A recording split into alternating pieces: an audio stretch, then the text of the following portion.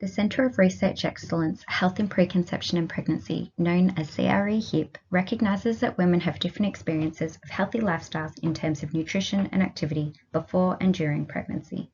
This video was created by the CRE HiPP Consumer Advisory Group and aims to share stories of women living in Australia who have either been pregnant or considering pregnancy in their future and how they experience nutrition and activity.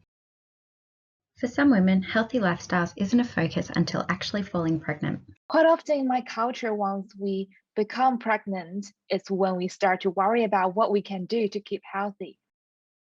It wasn't until that I was diagnosed with gestational diabetes that I started to think about what I was really putting into my body.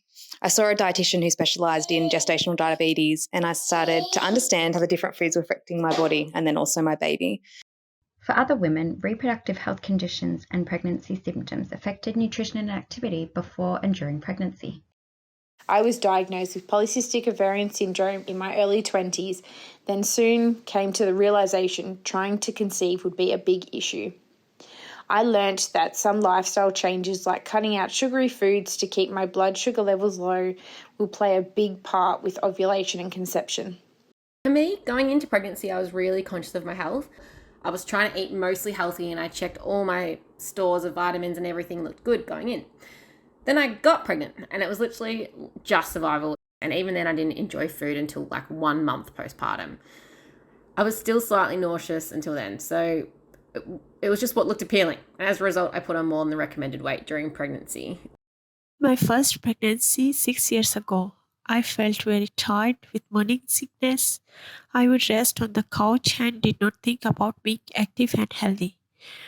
But my second pregnancy was totally different. I planned to be healthy and active by eating fresh foods and juices and went for a walk regularly.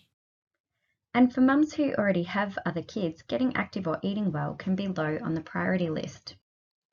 In my first pregnancy, my friend and I were pregnant at the same time, and we went for regular walks together.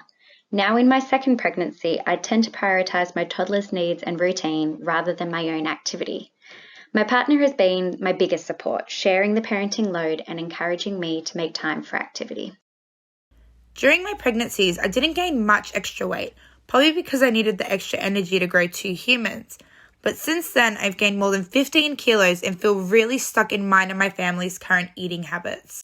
We also heard that finding the right health professionals that were the right fit for them, feeling stigmatised or discriminated against, and other aspects of the health system play a big role in empowering women to live well before and during pregnancy. I thought pregnancy was an excuse to eat whatever I wanted and to get fat. My second bub was a planned pregnancy at 31 years old, and I got gestational diabetes while pregnant. It felt like my life revolved around food and monitoring my glucose levels. I only gained 10 kilos while pregnant with my second bub, but my experience of antenatal care was awful. I was told that I should have lost weight before falling pregnant. I had to go to the local public hospital because my pregnancy was classified as high risk, and I wasn't allowed to go to my local Aboriginal medical service for antenatal care.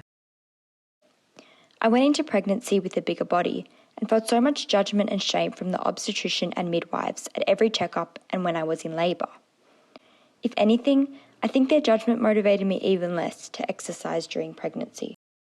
Initially, when trying to fall pregnant, I was told to lose weight and sent on my way. I have had a bigger body for most of my adult life and have always found it difficult to lose and maintain any weight loss. Receiving personalised, supportive and sensitive advice about my weight, nutrition, activity and mental well-being has empowered me to live and maintain a healthier lifestyle as I focus on conception and into the future.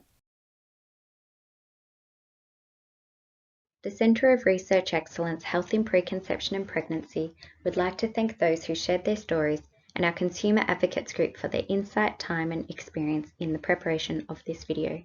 For more information, visit hip.org.au.